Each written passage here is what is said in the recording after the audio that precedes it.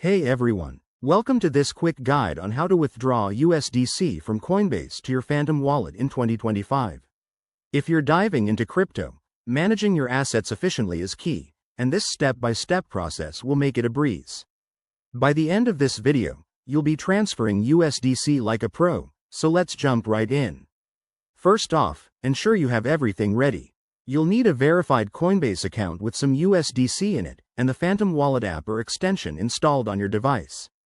Phantom is popular for Solana-based assets, so make sure your USDC is on the compatible network. Step 1. Log into your Coinbase account. Once you're in, navigate to your dashboard and locate your USDC balance. It's usually under the Assets tab. Step 2. Click on USDC to open its details page. Look for the Withdraw or Send button. Select that to start the process. Step 3. Choose the withdrawal network.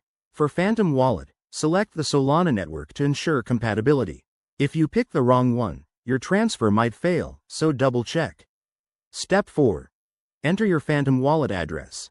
Open your Phantom Wallet, copy the address directly, and paste it into the Coinbase field to avoid any typos. That's a common mistake that could cost you. Step 5.